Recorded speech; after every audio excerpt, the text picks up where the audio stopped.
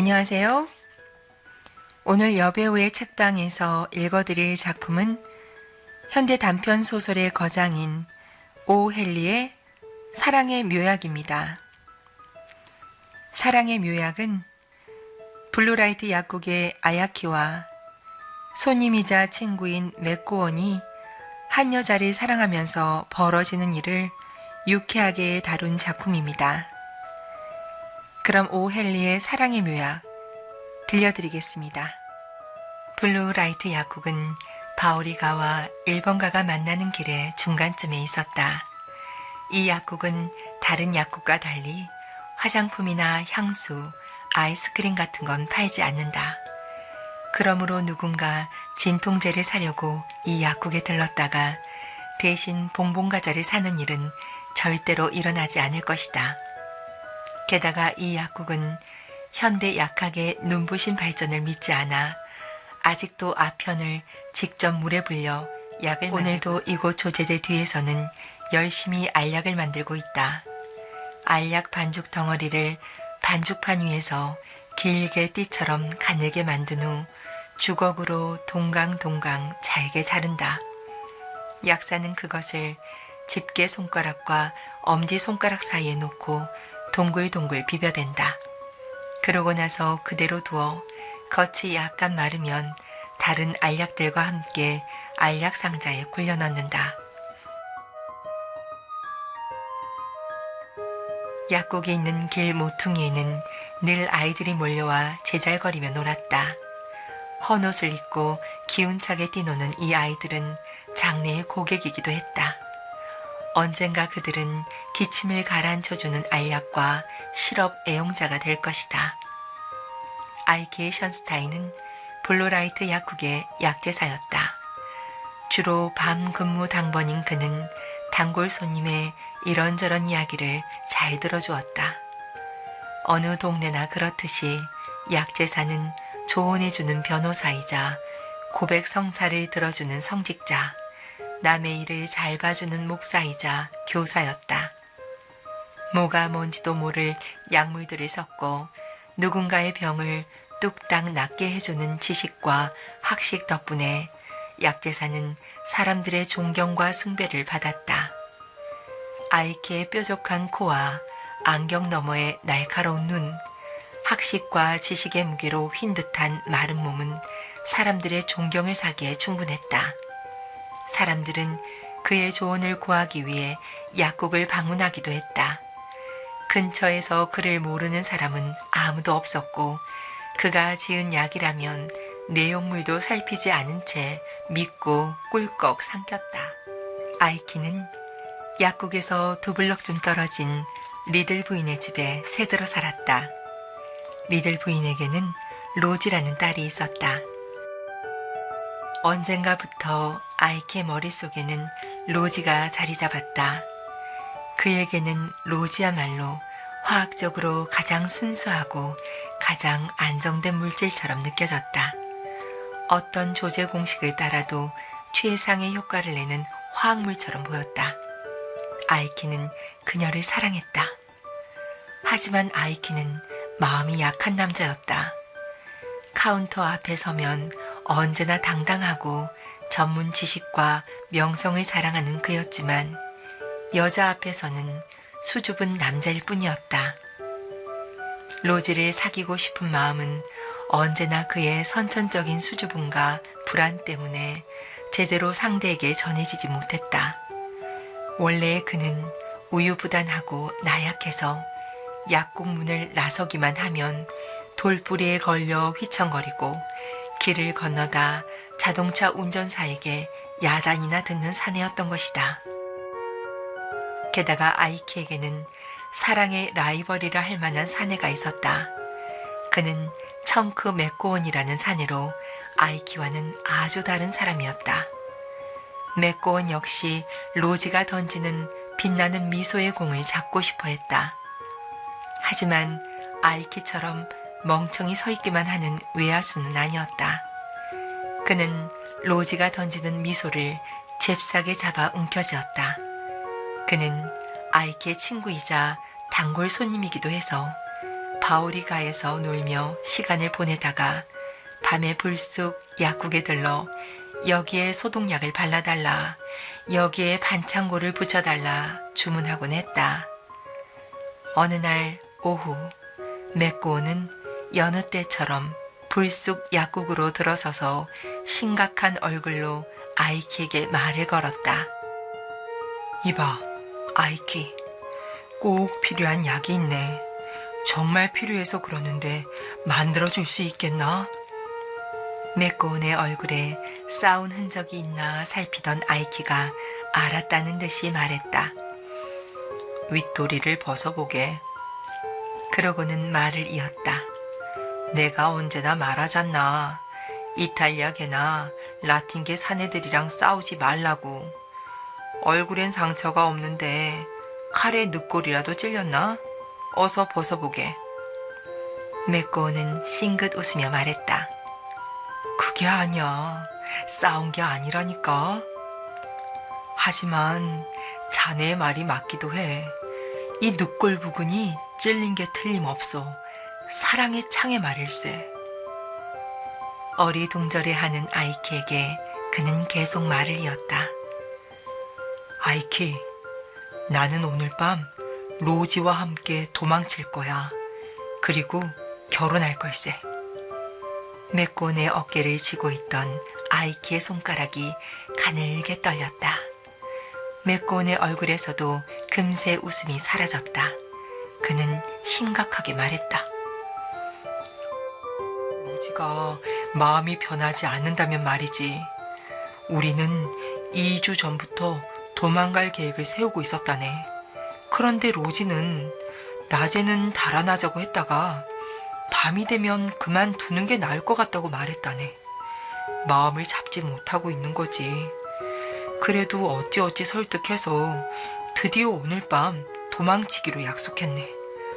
로지가 이틀 동안은 마음이 변하지 않았지만 또 마음이 변하면 어쩌나 하고 걱정이 된다네. 아직도 5시간이나 남아있으니. 자네 아까 약이 필요하다고 했지? 아이키가 냉랭한 말투로 물었다. 하지만 맥고어는 자신의 생각에 빠져 아이키의 말을 잘 듣지 못한 듯했다.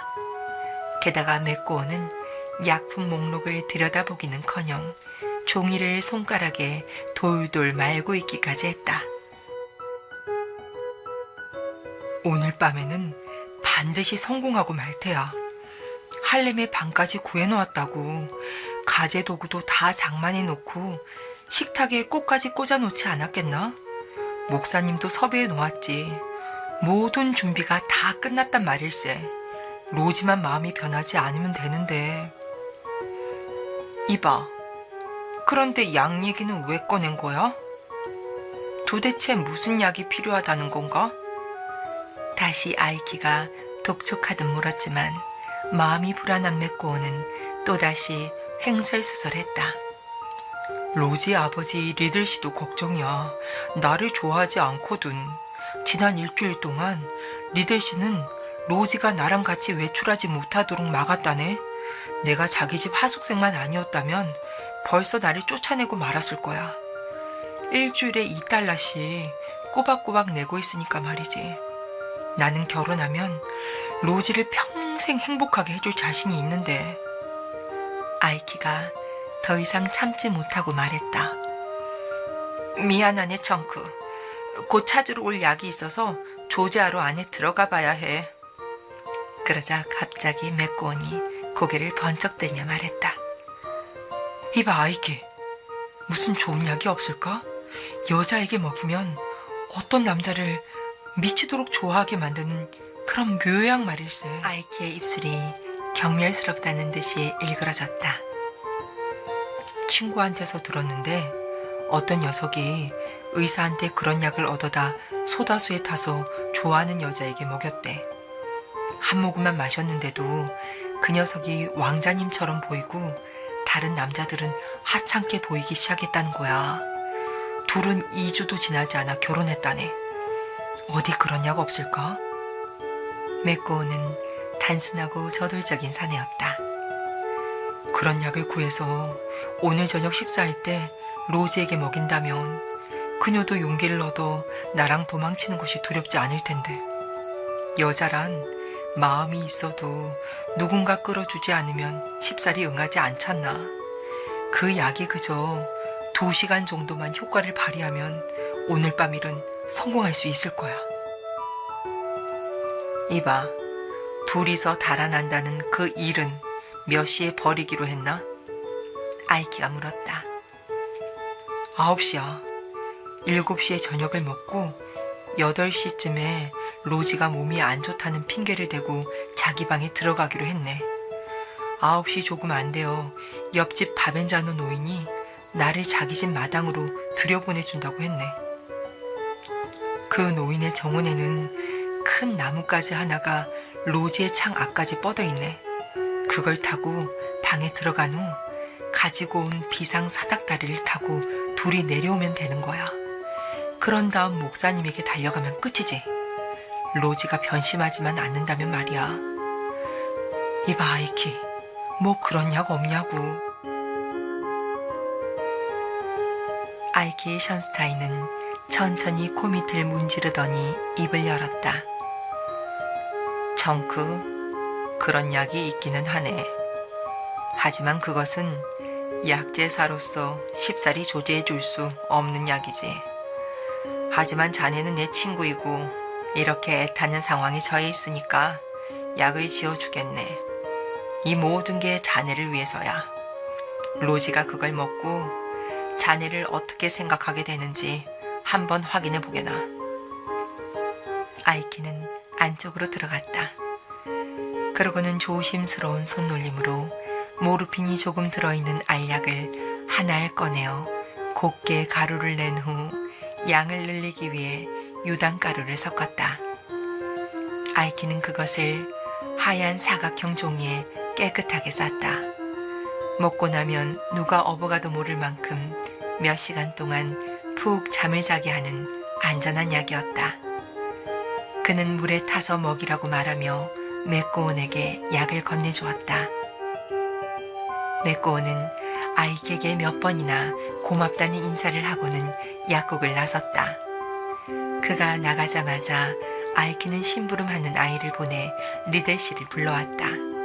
그러고는 메꼬온이 로지와 도망가려 한다는 사실을 낱낱이 고해 바쳤다.